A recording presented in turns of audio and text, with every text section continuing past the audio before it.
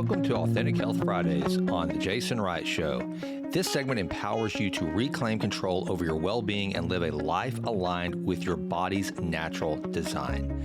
I am thrilled to guide you through insightful conversations and practical advice, all geared towards helping you achieve the vibrant and balanced life you deserve. In this dynamic series, we have the privilege of tapping into the expertise of a true visionary in the field of health and wellness. Dr. Gus Vickery, the founder of Authentic Health, located in the scenic heart of Asheville, North Carolina, is more than just a renowned author and speaker. He's a beacon of wisdom in the world of precision medicine and integrated health.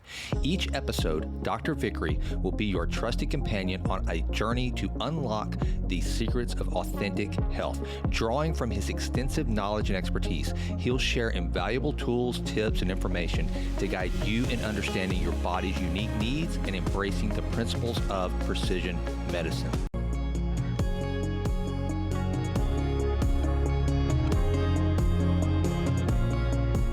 Dr. Gus, what have you got for us today, man? It's an exciting day, Jason. One of my favorite topics because it blows your mind when you think about how our bodies actually have this capability. We're going to be talking about our body's inbuilt, designed self-regeneration system that allows us to keep renewing ourselves over and over and over again throughout our lifespan. Essentially, what we're talking about is our bone marrow and stem cells. Kind of a trip. And I'm really excited about this because stem cells, as much as I geek out on health and wellness and all the stuff that we talk about every Friday, I honestly have not done a really deep dive on stem cells. And I know that, especially like with degenerative back problems or something that so many people suffer from. And I know that there has been so much talk and breakthrough lately for spinal surgeons using stem cells for repair. And that's just one that comes to mind because it's so prevalent. Everybody talks about back pain, but the applications of this stuff are basically just kind of infinite. Now, before we get started, and you probably do this anyway, I want to separate the difference between embryonic stem cells and the ones that we're talking about here, because I know when folks hear that, they just think a stem cell is a stem cell. So talk to us about kind of which ones we're talking about, where they found, and how can we use these to actually accelerate regeneration. I'm glad you're bringing in that clarification early because a lot of people immediately, especially people who, live out of faith, and I do that, kind of freak out a bit if they hear stem cells because they immediately think of embryonic stem cells and harvesting these cells from aborted embryos and all of that type of stuff. Yeah. So there are embryonic, which are actually part of the developing fetus.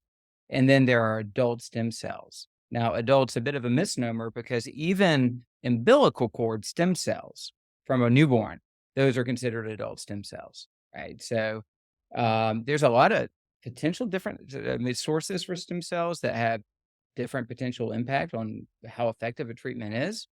So, umbilical, a lot of people would think umbilical or placenta could be possibly more robust, younger, healthier, more potential. That's not proven.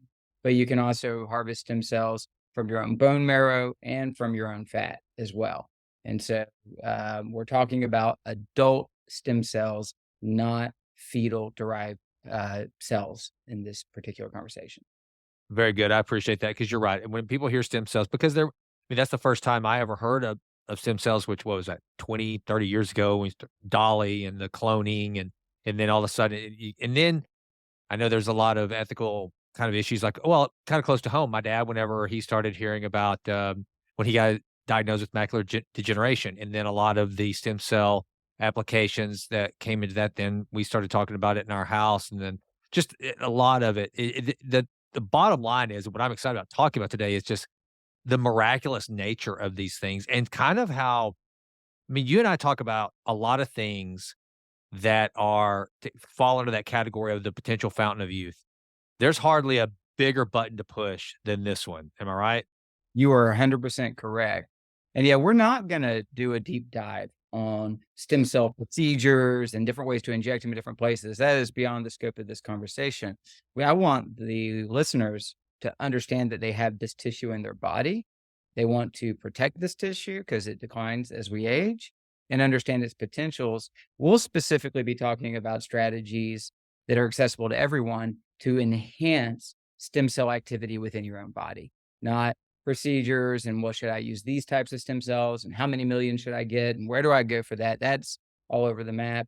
And we could at some point in the future get a regenerative medicine specialist to talk about all the different stem cell procedures. But we're just going to help people today to understand this is in your body and how can you optimize it. And I think that's a great point you bring up, because that kind of takes us back to the whole genesis of everything that we talk about is taking your body's natural mechanisms and enhancing them, protecting them, making them more efficient, optimizing them, as you just said. As I think back on all of these episodes, Gus, we don't talk a lot about doing any crazy procedures. In fact, we don't talk about any. Essentially, everything we talk about requires exercise, diet, and maybe the addition of molecules. But I think it's a good point that you bring up, that to the folks listening. So, in contrast to what Brian Johnson is doing with the Blueprint, again, I've mentioned Brian before. I'm not knocking him. It's amazing, and I'm so glad he's spending his millions of dollars on all his cool technology and everything he's doing with the Blueprint program. It is awesome. But what Gus and I are trying to do is give tools, tactics, and strategies and knowledge so that you can take what you already have on board, which is your body that has these stem cells that we're going to talk about today, and everything else, and enhance it and leverage it to the absolute highest and best use to live longer, more naturally. And that's why we call this. It's not trite. It's not something we just made up because it sounded cool. Dr. Gus has given the name Authentic Health for a reason. So I just want to expound on that a little bit, that everything you hear us talk about, it's as minimally as invasive as possible. We try to avoid invasive, if we can. Yeah, it's literally just taking your body and just tweaking it to make it just absolutely perform at its highest and best use and its best ability. Yes, absolutely, 100%. And this is one that really it's only been the past couple of years that's worked its way into my repertoire of understanding.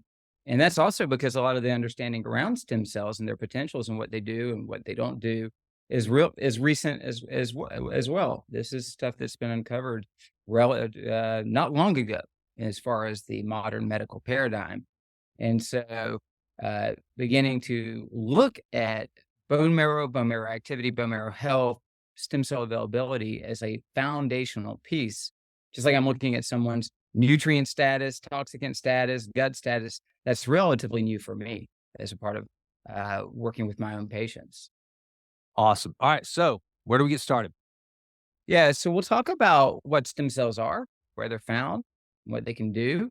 And also, as Jason knows, I'll be doing some back and forth sharing of slides on this one because I recently gave a presentation that combined the topic of stem cells and bioregulatory peptides because those go well together. We covered bioregulatory peptides last week.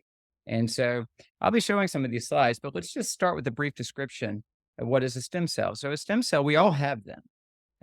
We have millions, if not hundreds of millions of them. They mostly reside in our bone marrow. Now, all cells have all the genes to make everything in our body, right? But what happens is as a cell differentiates, meaning it starts to become according to a type of tissue or organ or something of that sort, it turns genes off, right? It stops expressing certain genes and focuses on expressing other genes so that it can become a muscle cell or a heart cell or a brain cell or a liver cell or a kidney cell or whatever cell you need. Stem cells are cells that have all those potentials remaining. They're not committed to a specific end tissue or organ, right? So they can basically become virtually any cell line in the body. And then they're capable of replicating themselves almost endlessly, meaning creating thousands, if not tens of thousands, duplicates of themselves in whatever form of tissue that they've moved into. So if it's a liver, creating tens of thousands of liver cells, and really more than that. So our stem cells are primarily found in our bone marrow. the marrow inside the bones, right? The internal cavity of the bones. And when we're young, most of the bone marrow is red marrow, which is stem cell that contains a lot of stem cells. As we're aging, the bone marrow starts converting over into yellow marrow, which is fatty tissue. Okay. So we're losing our repository of stem cells as we age. And I'll show you a little chart shortly that kind of explains that. Essentially, by 30, our repository of stem cells are reduced by 80-90%. They're reduced to the hip bones and the ribs and the skull, the cranium, right?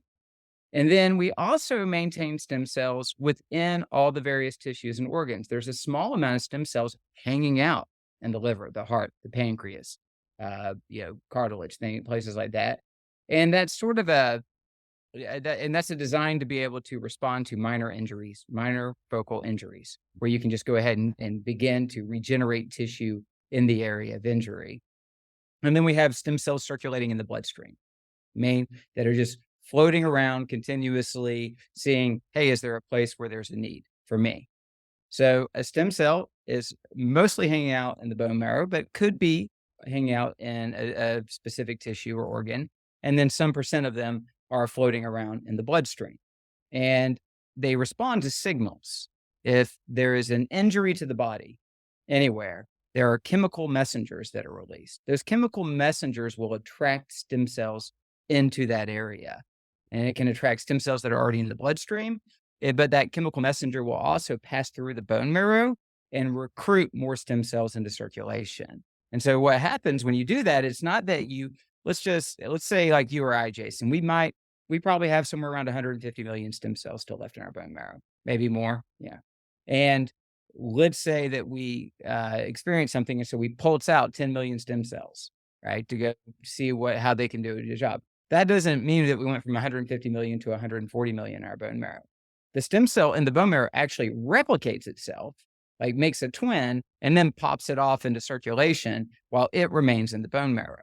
Oh, wow. So, yeah, it's pretty cool. So you push up the amount in circulation, but you maintain the same reserve in the bone marrow. Yeah, another interesting point is that if stem cells are circulating long enough and they just don't seem to have a job to do, they'll go back to the bone marrow and hang out there. Right? So they don't just get flushed out of the system or broken up and destroyed or anything of that sort. So it's really interesting. These little cells that will then duplicate themselves and send them out on their mission. And so they literally migrate into an area of damage. And then once they're there, they receive messages regarding what kind of tissue am I in, right? What do I need to become? And they'll start turning off and on genes to become that tissue. And then they can replicate, and literally regenerate tissue, right, in that particular area. So a damaged liver will eventually, if it's not too damaged, regrow. Like you recreate your liver I think it's like every 3 years, you're creating a new liver in your body. Something like every 3 or 4 years for the pancreas. So the point of this is that these are definitely repair cells. They're designed to help the body repair from injury, but they're also our self-regenerating tissue.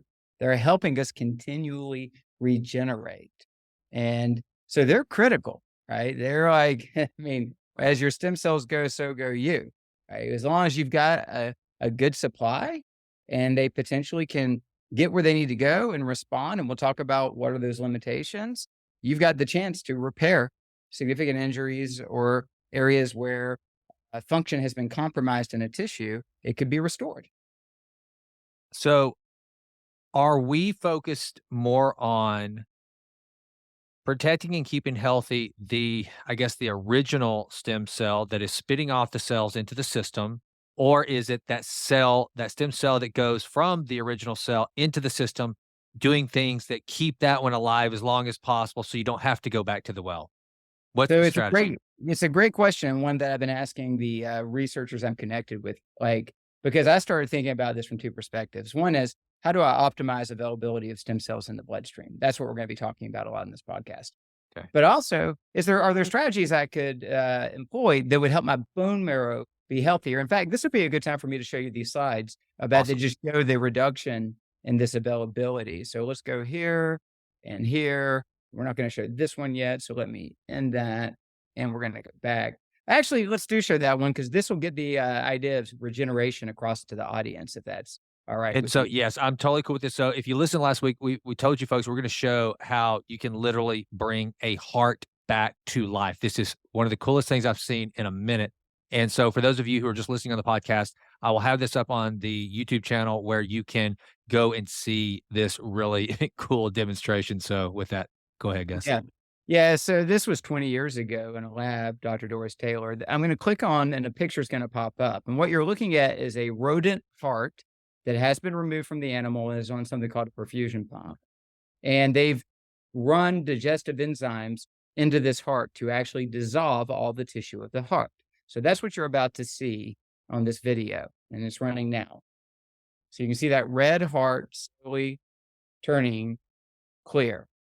And what we're left with after 12 hours is basically like a little fibrous exoskeleton of a heart, Yeah. right? Heart's not beating, it's not functioning. Now, what they're going to do is they're going to infuse into this area, this heart, the bone marrow, the stem cells of this same rodent. Okay, so what they did is they harvested stem cells from the bone marrow, and all they're doing is taking it and pushing this rodent stem cells into its heart. This isn't some special heart stem cell or whatever. It's just purely its own stem cells, and this it shows you where they're doing that.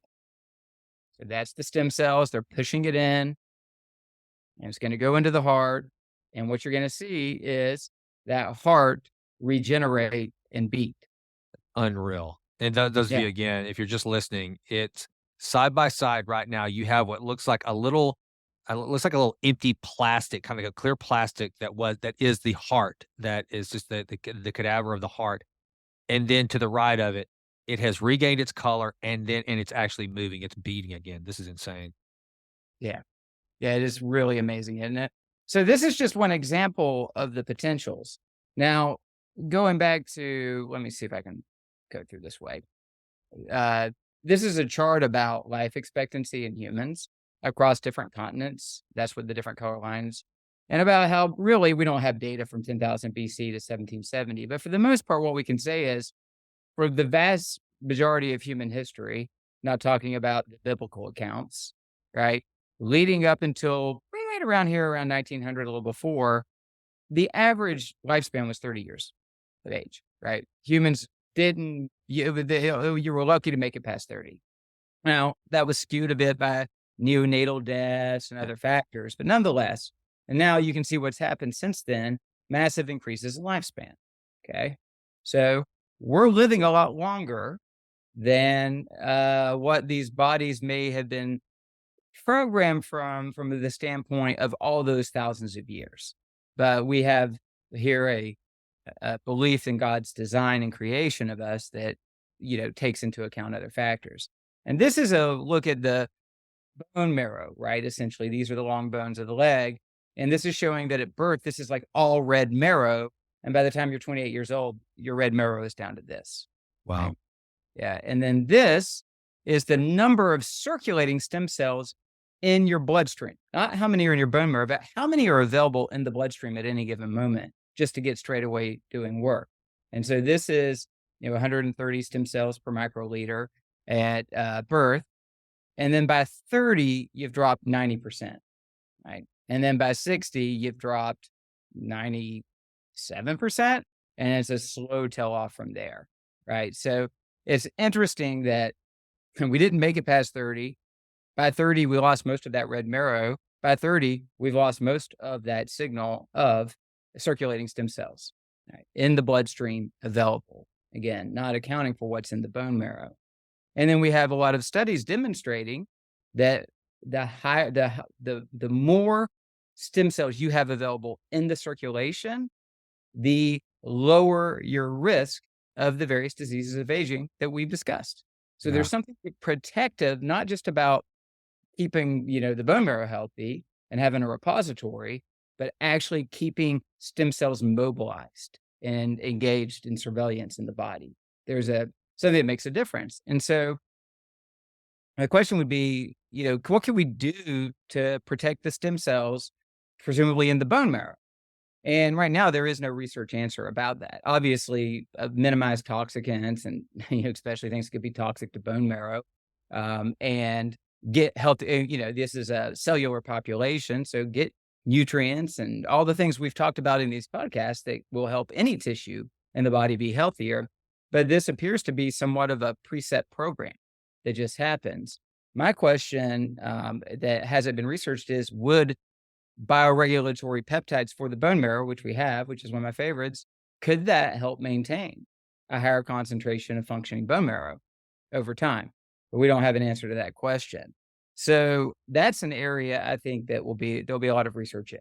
Can we prolong the availability of a larger repository of stem cells in our bone marrow? And are there factors that are involved in whether this tell-off, say from 30 to 90, maybe it could be from 6.5 to 5.5 to 5, right? Instead of these such low numbers. And that's where I'd love to be able to find out answers, but there aren't answers at this time. But we do have answers about what could potentially maintain more stem cells in circulation, regardless of how much you have left in your bone marrow. Which Yeah, is so good. that would be my question, just looking at this and not knowing anything, would be, is it kind of like with the mitochondria? Is it an efficiency issue or a production issue? Is it the fact that there's not as many in the bloodstream because you have your ability to produce has waned to such a degree in the marrow that there's fewer stem cells going into the bloodstream? Or is it that once in the bloodstream, there's things happening that are killing them off quicker and they can't Mhm. reproduce at a fast enough rate? And I guess, is that what you're saying, is like, that's where you try to figure out the target of where to point your guns to repair for longevity? Yeah, you're asking the right question, because there are factors that will influence the ones that are in the bloodstream and Okay. potentially impact them. Alcohol is a big one. Alcohol Mm. is toxic to stem cells. Ah, If you're going to go spend $25,000 offshore to get 15 million stem cells injected into your body because you're trying to get an area focused problem to fix itself, and you're going to stay, oftentimes these are in beautiful resort areas where they do these procedures, and they're excellent procedures. I'm bashing that, but you end up like boozing it up in your recovery process. You're really kind of messing with your result. And it gets back to a lot of what we talk about, Jason, because this is the question that I contemplated with this researcher who I've spent a lot of time with, who's an expert in stem cells and neurophysiology, was, you know, um, what are the things that we could do to stack the deck in favor of stem cells just being more available and more able to do the job that they've set out to do? Because it really, as simplistic in a way as it sounds, they're hanging out, they get a chemical message, hey, we need you. They reproduce themselves, put their twin in, twin goes up, follows the message, goes into the tissue, becomes the tissue, and multiplies, right? Well, there's a lot of biological processes that have to happen for that to happen. What do cells need to replicate? Well, they need essential fatty acids, essential amino acids, micronutrients, right? What are things that could inhibit cell replication? Inflammation, metabolic dysregulation, toxicant burden, right? All the things that we've been covering. And so one of the things the researcher will talk about is they puzzle over why some people get these amazing results. Like, you use a formulation like we'll talk about later in the podcast, and they have remarkable results, whether it's a neurodegenerative condition, a spinal cord injury, a burn wound, or something of that sort. And then others don't get much of a result. And I think it has a lot to do with variables within those human systems that are impacting the ability for that result to occur, not that some people are just non-responders. So these chemical messengers can be quite subtle to draw a stem cell where it needs to go. And if there's a systemic inflammatory signal or like a high oxidative stress signal that is really like chronic and elevated, it can create too much noise for that stem cell to read, where am I supposed to be going? Yeah. Again, blood glucose dysregulation, hyperglycemia, I mean, all these things will influence it. And then if you have a high preponderance of senescent cells, they're not being disposed of like they should be, there's some potential mixed signals. And that's where we got into, kind of a process of working up a protocol, that one of which is that brain protocol, of saying, how do we do this in an intentional way with an order of priorities that, hey, we're going to make an investment in enhancing stem cell availability for purposes of either health optimization, or we're trying to resolve a challenging medical issue. Well, we would do things to go ahead and clean up the bloodstream, right? Deal with inflammatory signal, get the immune system healthy so it's not possibly attacking and killing our own stem cells, detox. Then we got the system prepped, and then we're going to nutrient load. We're going to make sure we're not getting our result, not going to end up getting the result we wanted because we didn't have enough nutrients available for our cells to really robustly replicate. And then I love the idea, of course, of also adding in bioregulatory peptides for those target tissues to increase DNA expression. So I think that the main issue is that a lot of people who are going to pursue a stem cell procedure or trying to enhance in some way, shape, or form haven't done the type of inventory and work to create a foundational, a human system that can respond well. It goes back to everything we talk about, like whenever way back when it wasn't even a part of this series, when we were talking about Ozempic and semaglutide. It's like, yeah, there are these interventions that you can take, but unless you do it to a healthy body, a nutrient-rich body, a body that moves, then you're just not gonna get the results. And as I'm sitting here listening to you talk, Gus, it just keeps coming back to this is just not as complicated as this may sound and seem. It is really not that complicated at all. Be healthy. Just be healthy. If you just keep the system clean, if you try to remove the toxins, which is what we have talked about at length now, then you set yourself up for it. Because like we're going back, is it at the point of generation issue, or is it an efficiency issue once it's been produced and it's going throughout the body? Well, it sounds to me like, well, let me ask you this. Are all stem cells created equal? So is there such thing for me and my simple brain? Is there such thing as a stem cell that's healthier than another, or does it go back to what we're talking about? No, all stem cells, once produced, are pretty much equal within a very narrow margin. It's just the environment that they have to work in is what determines whether they are really impactful or not. Yeah, they're unless they've been damaged right away, they're healthy. These Okay. are like young cells with all potentials in front of them. In fact, you want to improve telomere length, go and because these stem cells, once they start, they have very long telomeres, Right. and the progeny they're creating have long telomeres. So yeah, and this is a continuous process. It's happening in our body all the time at the tissue level and the blood level, and of course, the bone marrow doing its part of maintaining that basis. And and if you think back, most people will recognize that prior to around age 25 to 30, they healed quickly Yeah. and often healed with minimal scarring, even from significant traumatic injuries. And then you get over 30 and it takes a lot longer to heal. It Yep. just doesn't work the way it does. Well, that's directly attributable to this drop in stem cell availability. And it makes sense because as I'm looking at this chart again, I mean, look, you go from being a baby till you're 30, you got a Mhm. lot of growing to do. I mean, your bones are Yeah. growing, everything is growing. So you need this just robust production. But what's really cool is if people will really start, and God, what a challenge that is because right around your 30s is when 30s are awesome because you're making more money, you're a little wiser, but yet you're still young enough to do the cool stuff you did in your 20s. So you're kind of stupid in your 30s.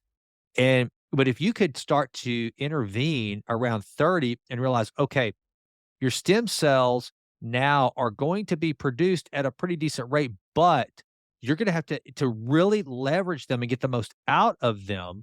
You're going to have to keep the environment really clean. And then you can this tail end here. And I wish I'm sitting here pointing at the screen like even you can see me, nobody can see me. So that if you keep all of this clear, then from 30, you can really push that from 30 to 100 and live, a pretty healthy and robust life because now the cool thing is your stem cells, and again, just the way I'm thinking about this, your stem cells now are being produced purely for maintenance and regeneration of what's already been built. In other words, the house has been built. Now it's just the cool thing is now you just use all your energy and resource to take care of it, keep it clean, keep it perfect, keep it dusty, keep the air clean. You don't have to, they're not going to be used up and just growing. So that's pretty. That's amazing. Now, one of the things that I've got to ask you that I'm sure anybody on this podcast is going to wonder, and it's we all care about it, I care about it, is like, okay, why is it so hard to keep my skin looking youthful? My skin just never seems to lie. It may lie for a few years, but eventually I'm going to look my age. And I know that there has been a lot of applications of stem cells in the epidermis and and regeneration, and it's been quite impactful. But it's still that is it because the skin is the one organ that's just so exposed to the outside world because it's always outward facing, or are there some things happening that where 10, 15 years from now, you or I may be able to regenerate to the point where we're like Benjamin Button and our skin just starts to glow and we're kind of smooth again. Well, I mean, it's really amazing when you are proactive with, um, first of all, foundational health issues, maintaining nitric oxide availability, glutathione availability, and essential fatty acids, and all these things, how the difference in your skin versus someone else, getting enough protein because collagen, elastin, and the dermal layers are all necessitated, on protein. Then there's, of course, the damage to the skin as we age, which, include, depending on how much sun we get, you know, the sun does age skin. Now, sunburns are the real problem where you really damage skin. Otherwise, if you're just gradually exposed and you release melanin, you're reducing the amount of damage. But nonetheless, UV light does, in fact, age skin, even if you don't get skin cancers and things of that sort. Alcohol, smoking, all that. It's just a very sensitive area to like oxidative stress. And the skin really does tell the story, meaning you'll often see people who are, your age, Jason, and they don't smoke and they don't drink and they're not addicted to drugs or something, and they look 10 years older than you. Yeah. And as we discussed in the prior episodes, that's typically oxidative stress, the toxicants, oxidants, and inadequate supply of endogenous antioxidants that is creating that accelerated aging. But it's not like the skin is just what you can see. If you were to Right. go do a detailed analysis of every tissue and organ in your body, you'd see the same signs of aging, Yeah. right? Like contracture down in terms of size and little changes in function, a little bits of scar tissue, and all of that. So Uh, it that, my but these things help the skin. You'll see an example of wound healing yeah. later that clearly demonstrates that maintaining higher stem cell availability will help the skin repair itself faster. Mike Mutzel posted on Instagram yesterday a picture of like two people the exact same age, but one was a smoker and a drinker, and one was not. And it was absolutely amazing to see the difference in their age markers. I say age markers, that's kind of a stupid and big way to say just the way they looked. I mean, Mhm. it's truly remarkable. And that's why I'm hoping and praying that by cutting out alcohol 5 years ago and really, my dermatologist, Jenny Holman, who you've heard me talk to on the show before, that's one of the things that she always says, "Look, good sunscreen. Get some good, non-toxic sunscreen. That is the best anti-aging topical cream you can ever use." And then the glutathione and all these other things that we've applied. I'm hoping and praying that whenever I'm like 60 or 70, that taking all these precautions, it will have made a big difference. And so, and I It think does. that It makes I, a big difference, and of course, then the regenerative dermatological procedures that she can oh, perform will also help enormously. I mean, I've been noticing ever since you got all that Botox and fillers, how much fuller your face looks. so I'm getting my lips done next. Yeah. I'm gonna really, really get rolling. There's not that's the thing though, this forehead, I don't think she keeps enough Botox on board to help me at this point, but I refuse. But one of the things I do is are you familiar with Fraxel? Yep. Where they yeah. Yeah, beautiful technology. Mhm. Yeah, so I've gone through one treatment of Fraxel, that was good, and then, Gimlin does hydrofacials a lot where they just it's like, just basically a hydro just literally just sucking out all the stuff, the gunk from your skin, but it makes a big difference, so they're a plug for Calm and Tyler or whoever your dermatologist is, but Calm and Tyler is my go-to, Dr. Jenny Holman. Well, if you're local for our area, Asheville or Western North Carolina, then a plug for the aesthetics clinic that I'm the medical director for called Previta, where we have all these great technologies as well, and we have a great team of people there. But I'm done plugging. We'll move on. Alright, The alright. but, yeah, but, step 1 is, before you go spend all the money on lasers and stuff, which are great, awesome, like, take care of this stuff. right? Yep. Body in a position to resist aging. So this researcher who's really created a remarkable product we'll talk about, he spent 30 years on this rabbit hole, and he's a neurophysiologist, an expert in stem cells. He's also uh, might as well have a degree in herbology, botany at this point, the way he studied plants and their impact on human physiology. So he was trying to figure out ways that we could increase stem cell availability in the bloodstream, short of pulling them out of our fat and re-injecting them into our bloodstream. And so he explored, potential molecules, plant-based molecules that had a long legacy or history of being used within societies for regeneration, healing, maintenance of skin, hair, and stuff like that. And the first one he worked with is AFA, which is blue-green algae, which is a very popular supplement for a lot of reasons, right? There's a lot of blue-green algae formulations for all these various reasons. And so a lot of people will introduce it. And this is not what I'm focusing on here. This was just more evidence that stem cells go. But this is a graph showing that after you've gotten a dose of the AFA extract, this is the stem cells in circulation again, right, over time. And you can see there's a nice pulse up, for 30 to 90 minutes of available stem cells if you take the AFA extract versus placebo, right? So we know that this AFA extract can at least briefly push more stem cells into your bloodstream. Okay. Then sea buckthorn berry, you can see that has a sustained and consistently increasing impact on enhancing stem cell, 40% improvement from starting value, which you can see here. And sea buckthorn berry is interesting. It's got a name called hippophi. That's the Latin name, which means shiny horse. There's a berry, sea buckthorn's a plant that's commonly used in supplement formulations. And I can't remember exactly where this was regionally, but Alexander the Great was on one of his, big pushes. And they had just had this enormous amount of fighting and they had won, but they were beat down. The horses were beat down and they decided to convalesce in this particular region for a while and just try to regroup, and then they were going to go back. And their horses were eating this sea buckthorn berries. Right? So they just kept eating them, and their horses reinvigorated really, really quickly. Like, we got healthy and strong and healed from their wounds, and their coats looked great. And when they came marching back, people were commenting on how shiny these horses were, because war horses who had been out on a campaign really didn't have pretty coats when they returned. So they ended up naming the plant, or the Latin name, hippophi, which means shiny horse, which is kind of cool, Yeah. Yeah. And then there's aloe macrocauda, which is you can see these little like berry-like things from the aloe plant. This plant's only found in Madagascar, where it's been used and been like their forms of medicine for centuries now.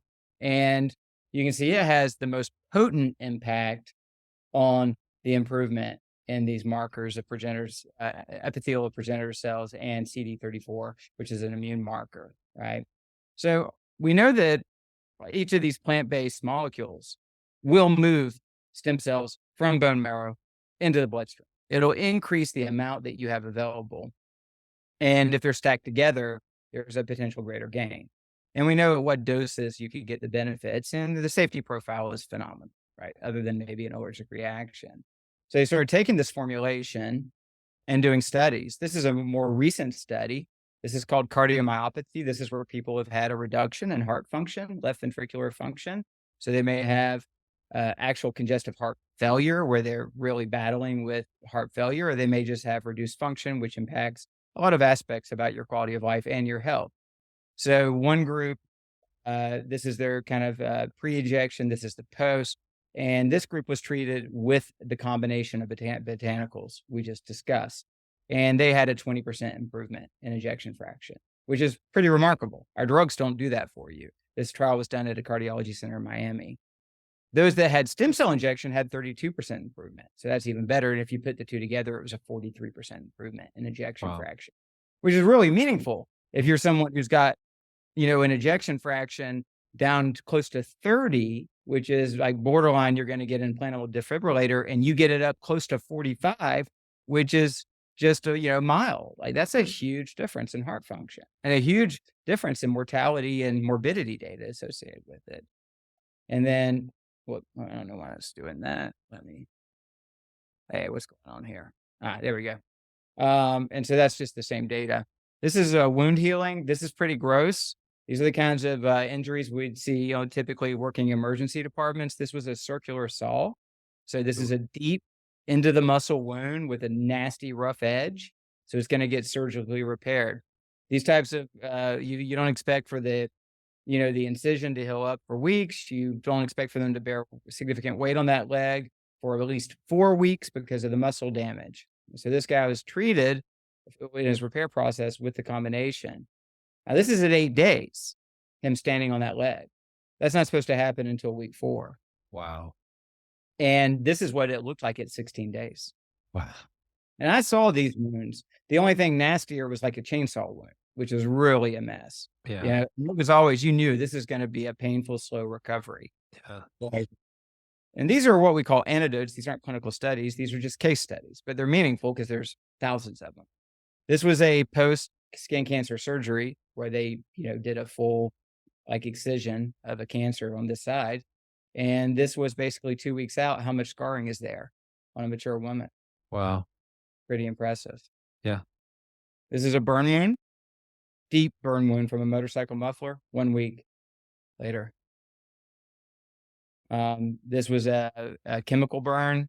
This was here. They thought they were going to have to skin graft them. This was 30 days later. How much healing they'd taken place. They didn't require skin grafts. And the list goes on. There's so many. That was gangrenous toes. I'm going to gross out the audience now. This is a video of a spinal cord injury using this. So this is a person in 1990 tossed out of her car by her boyfriend and, broke her back. So this was going back in 1990, you could see what her movement was, right? And this is 2007.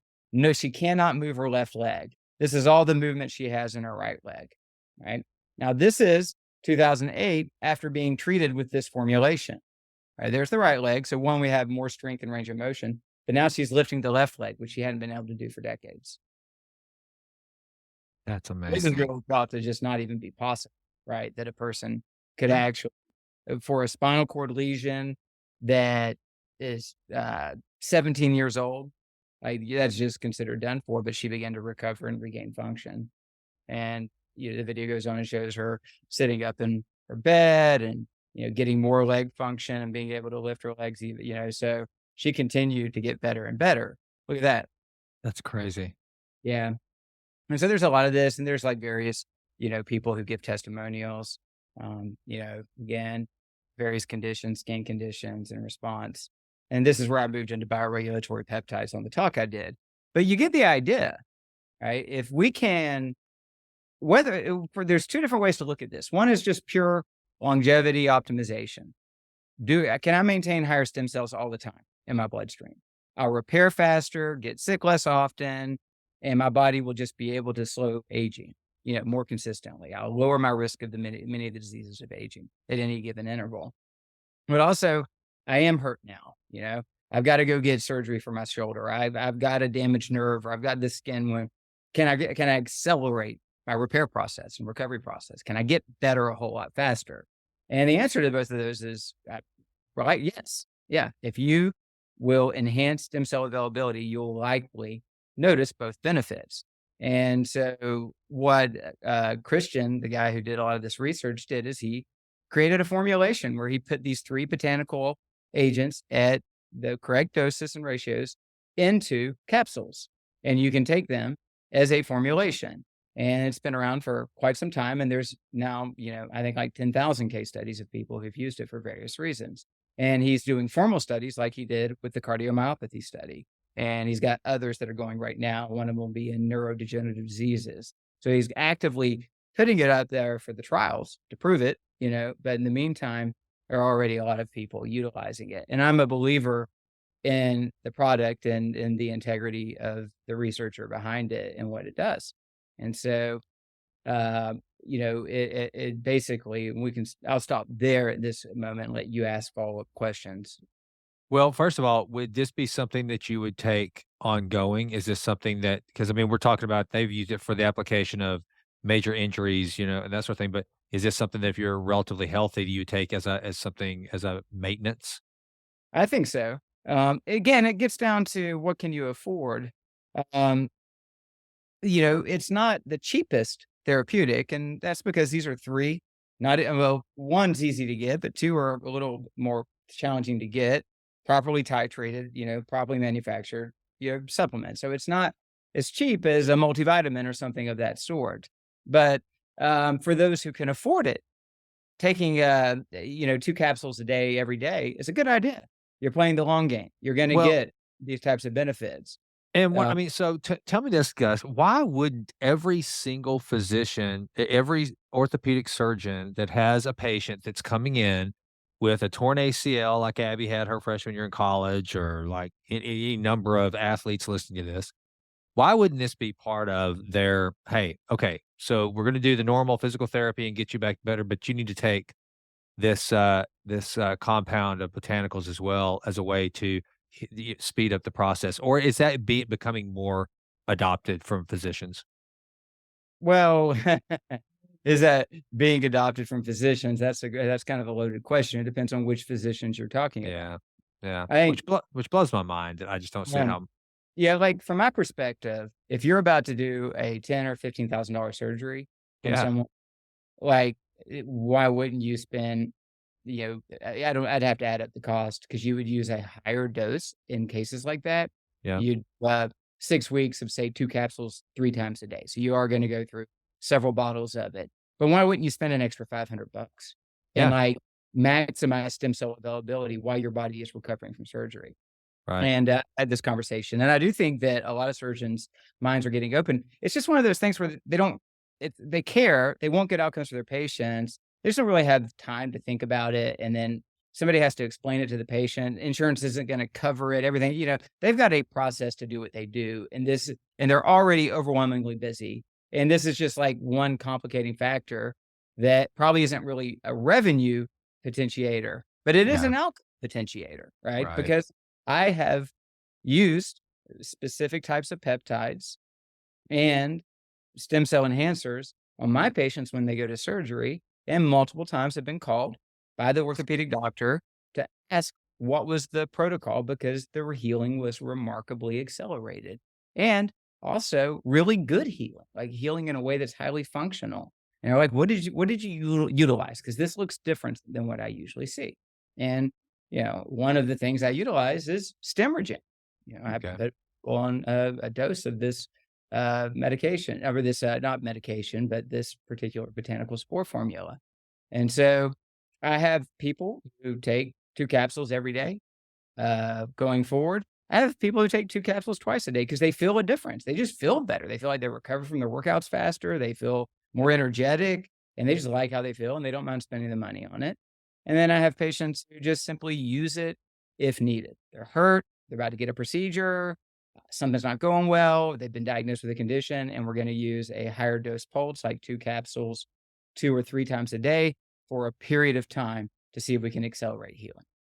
It seems to me like, especially as you get older, and I'm thinking, when you get like, I don't know, you fill in the date, 60, 65, or whatever, where if you look at and kind of the argument that is aging a disease, aging is treated like an injury, whatever.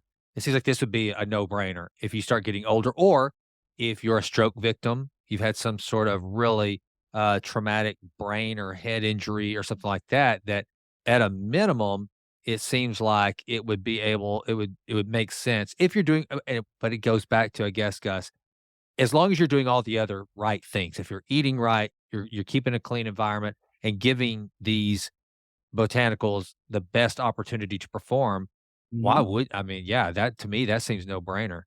Yeah, so any of my real intensive protocols regarding like regeneration or repair of the body, whether it's the brain protocol or an immune protocol or what have you, I always have Stemregen as like a foundational piece in there. Now, again, some people, if they can't afford the whole protocol, well, then we, look at what pick and choose. But I tried to get them to at least use it for a period of time because I know if they can triple or quadruple the available stem cells in the bloodstream, they're going to get better results with that. Period.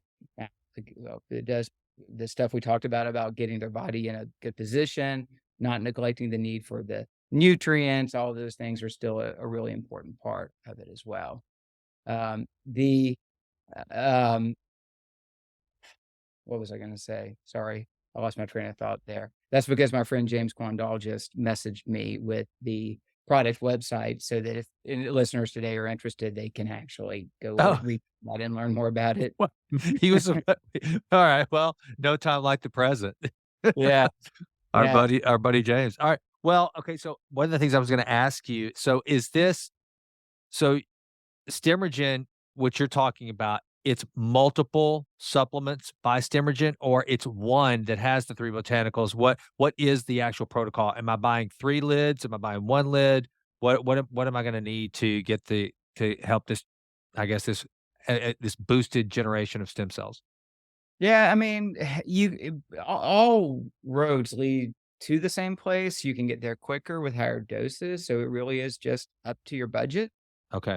But at a minimum, 2 caps a day on a consistent basis, Okay. any time of the day, with or without food, it doesn't really matter. It's easy to take.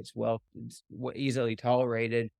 And again, if you're listening to this and you're like sitting there with a partial tendon tear in your shoulder, and you've been told, well, we're going to do physical therapy and we're going to try to avoid surgery, and we're hoping, you can get better, then it might be worth the investment to go 2 caps 3 times a day for the next 6 weeks and see. Because you can tell, right? If your body begins to heal and that tendon begins to heal, your therapist and you will be able to know in the workouts and what you're doing. So, so there doesn't seem to be a lot of benefit from taking any more than 6 caps a day, but certainly 2 is sort of like the minimal, what you'd want to do. 4 would be a step up, 6 is sort of max dose. Okay, so we've talked a lot about different molecules and supplementation on the podcast. Where does this one rank in? I know your essential amino acids, that's your desert island supplement, and glutathione, that's going to be there if you're lucky enough to carry 2 with you. You're probably going to take glutathione, but where does this rank in the order of priorities for overall health and longevity in your supplementation protocol? It comes it's super important, but it's second tier, meaning if I'm having to, if depending on age and circumstances, testing, if I need nitric oxide support, glutathione support, I need more nutrient support, I've got to deal with those things first. The body has to Got it. have the Got it. function. And then I can add this in as a support agent and it has an enhancing effect. I think that with my studying of health and what I've seen in individuals using this and what I've seen with the case studies and the science, I think this is the type of product that, could become like everybody is using a couple of capsules a day. They actually have pet regen now for pets they're about to come up with it because they've created a formulation because this presumably work for animals as well. And that's probably the better marketplace because people will spend more money on their pets than they will themselves. Yep. But so the, and when those types of things happen, then you can scale and then prices can come down and more people can have access to this resource. The company is called Stemregen, Stemregen. And the Okay. website is stemregen.com, right? You just go there and you can pull it up. And again, this isn't a podcast designed to sell. It's actually .co, not com, stemregen.co. I don't know if .com would take you to the same place. And we do have an affiliate code to save you some money. You'll get 15% off if you use it. And there will be I don't know how much, but there'll be some type of compensation back towards Authentic Health for the fact that you purchased through our affiliate link. But it will save you money if you want to try the product. And so it's 15% off and the code is Authentic Health. All you do is just type in Authentic Health and you'll get 15% off. So if you're interested in reading about it, there's like short ebooks, there's articles, there are testimonials and case studies. And if this has gotten you curious, you can go to their website and you can read a lot about the product and learn more about it and see if there are case studies that, could parallel what you're going through in your own experience and that could give you some hope. And if you want to make the investment, then use the code AuthenticHealth.com at checkout and save some money. Yeah, so, and I would just reiterate, not to sound like a broken record, but folks, if you hear that and you decide, "Oh, I'm cutting the podcast short right now. I'm going to order some Stemregen," uh, unless you've done all the other stuff, unless you've listened to our other shows or our other episode where we talked about molecules, glutathione, the antioxidants that and if you're not doing those things, you haven't cleaned up your nutrition environment, you haven't cleaned up your exercise habits, you haven't started supplementing the things that are already missing. Just like I purposely wanted to put Gus on the spot there to find out, okay, this is great, sounds amazing, but in the overall scheme of things, where does it rank? Well, I've said this before to Gus, like when you're talking about to a physician, they're a lot like an economist. Well, on the one hand, but then on the other hand, and the reason why is because, well, depends on what have you done before you're taking it. If you've done all the other prep work and the foundational work, which is exactly how this podcast stacks up, or at least this series stacks up, is if you've done the foundational things and you've executed on those, well, then this can be an incredible addition. But it's like if you're putting some sort of a fuel booster into a piece of crap car that you haven't taken care of and the engine's gunked up and everything, then it's not gonna have the same impact. So, don't waste your time going and spending your money on this stuff because it's not cheap if you haven't done the other things first. But I'm gonna get some, Gus. I because this is one that I'm not on yet, but, obviously I've done all the other protocols. I Yeah, think I'm.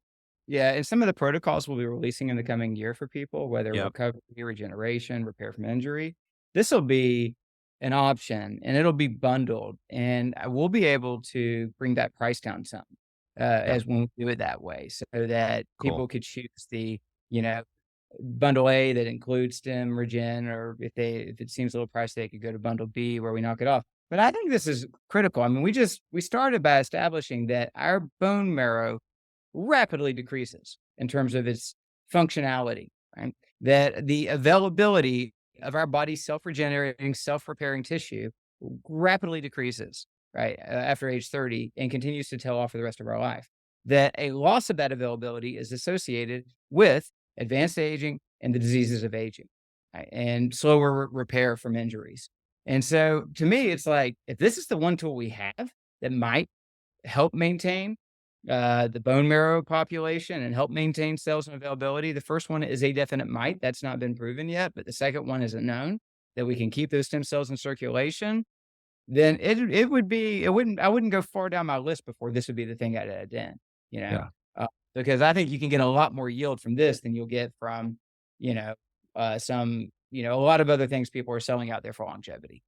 Yeah, well, and it goes back to again, and, please, I'm not beating up on Brian Johnson. I would love to have Brian Johnson on one of our Authentic Health Fridays to talk about the blueprint. But while these things individually, these supplements may seem kind of pricey on the surface, I mean, come on. Most of us, I know I'm not, and most of the people I think listen to the podcast aren't gonna go invest over $2 million like what Brian Johnson has to do all his geeking out and to slow his aging and all that. These are some protocols that, relatively speaking, the everyman out there can start to apply. And it is an investment in your health. And I guarantee you, an ounce of prevention is worth a pound of cure, as I've always said. And and these are just ways you can do that. And when you put it in these terms on longevity and preventing, you know, problems down the road, man, then it seems like in the grand scheme of what you're going to spend over the next just 20 years on crap, Yeah. then the cost is pretty small. Yeah, and for the individuals who, budgetary choices of this level are inconsequential, meaning Yeah. you don't have to think about it because they've been blessed with great wealth. Yeah. Then those individuals, I'd be like, take 2 caps twice a day from now on. Just Yeah. leverage to that. And if you need a little extra help, take 2, 3 times a day for a period of time. Just do it, right? Because it's the only reason not to do this is either you can't swallow capsules or you're allergic to one of the ingredients, which is be rare, or it's just a budgetary concern. Right. That's the only reasons not to. Every other thing would say, yeah, use these botanicals and enhance this system in your body. Well, I would be remiss since this is Authentic Health Friday and you're my physician if I didn't mention as a public service announcement, this is completely off topic from what we've talked about today. other than it does have to do with health, my procedure I'm having done tomorrow, which is I'm having my first colonoscopy. So as we wrap this up, it's 4:30 Central Standard Time. In about 30 minutes, I'm gonna start pounding that disgusting, Oh, concoction for the next, for the next 2 oh, hours and start bl you know what I found? I posted on Instagram. I found the old SNL skit of the cereal called Colon Blow. I was like, mhm. if I had me some Colon Blow, I wouldn't have to drink that crappy drink. You actually, if they want you to do this, you don't tell them. But if you just do a multi-day fast and maybe you take your amino acids and nutrients Yeah, and then, take some magnesium citrate the day before, just kinda make sure you run some fluid through your bowels, yeah, you'll be clean when you go in there. yeah, Um, yeah, and so you don't have to drink the Go Lightly and do it that way, but yeah. it's a shorter distance to travel to drink the Go Lightly and spend the night sitting on the toilet, and then you're cleaned out. Yeah, see, I wish I would've thought about it because fasting's easy for me, like, everybody's like, "Oh, man, you can't eat for, a day or whatever." Well, that's kind of not that challenging, but Yeah. whatever. I mean, I'm gonna have at least I'll be fasted for 24 hours before I go in there, so it won't be that big of a deal. I think a 3-day fast with support with, say, amino acids Yeah, I wish I would've done that. and minerals and stuff like that, and maybe some extra mag citrate just to make sure you're kinda pushing everything out. I Yeah, think that would work just as good, and that's when I go for my colonoscopy, which I'm past due for, that's what I'm gonna do. yeah, yeah. Well, and the reason why I wanted to say that is because I'm 48, and a lot of people still think they adhere to the, wait till you're 50 to do it, but you're the doctor. I'm thinking between 45 and 50, if your insurance will cover it, the earliest, the better. Am I right? I agree with you. I mean, there's some people who might say, no, I feel like it's a clear, proven intervention, generally very, very safe, hopefully with a skilled endoscopist. And, most people, I think a lot of it's changed. Again, the environmental impact on our gut, these toxicants and things passing through. I just think that we're going to see that people are developing polyps, like precancerous polyps at earlier ages. And with colonoscopy, you just get them snipped out at the time. They're clear, done, good. Yeah. Yeah. Now, I wonder if you'll be like my anesthesiology friend, who's an anesthesiologist who deferred on taking the anesthesia for the procedure. He said, "I'm just gonna let you do it." I'm not gonna do that. I saw some it was a lady that was on, maybe Huberman or somebody here recently. She did that. She said she had to get mentally prepared, but she wanted to see it. So she stayed awake the whole time, no. And plus, I like being knocked out. I'm like, "Oh, this is gonna be the best." I need to get some restorative sleep. My sleep score has been, like, as you well know, has been pretty bad. So I'm hoping that my sleep score will improve at least while I'm getting my colonoscopy. Hey, did you get those K4s and start using them? I've been using those before I go to bed and taking the last round of supplements I ordered from you. What am I taking? I'm doing the loading dose of 4 of them a day. Um, whatever those whatever they were Well, that came. I don't remember exactly what I suggested right off the top of my head right now, but the K4, did you see anything in your metrics at all with it? One night I did, but, like, not consistently. I don't know what's going on, Gus. I mean, last night my sleep score was a 51 or something. It was just abysmal. Now, it was a short night, so maybe that had and I don't feel bad. I mean, I feel good. I don't feel tired. I've got energy, but man, my sleep score Maybe, and if you feel good and you feel like and you feel rested, I mean, maybe your data is just not great. I mean, these that's what things, I'm thinking. That's what I'm yeah, thinking. these devices aren't perfect. Now, I've had a couple patients recently comment to me on their Aura data about how something's kind of off. They're not getting as much restorative sleep, and it all started, of course, when we flip back to standard time, which is Yeah, a yeah, good to go back to standard time, and we should stay at standard time and never manipulate the clock again if that's what we're going to do. But it was really crystal clear that the flipping of the clock by an hour actually messed with their circadian biology, and that's what threw it off. And it was going to take some time for it to adjust, which is what the science says.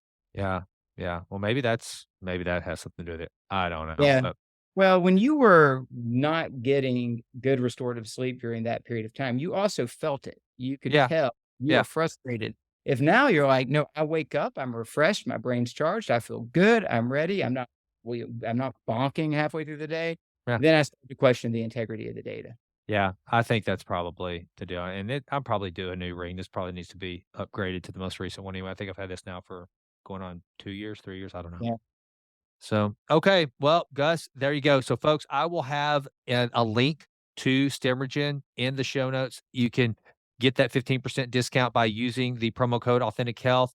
And again, we're not trying to push a product here, but it does allow Gus to get it to you at a little bit of a discounted price, and it helps, and it just helps. So please Mhm. support us. We don't ask anything. We don't have advertisers on the show or anything like that. It's a good way to just kind of Yeah. allow us to keep bringing this stuff to you. Yeah, this is a unique thing where we have this one product that's proven that can actually work in this one area that's important. That we'd be talking about stem cells at some point, regardless of whether this product existed, because it's important in understanding health, the role that those play.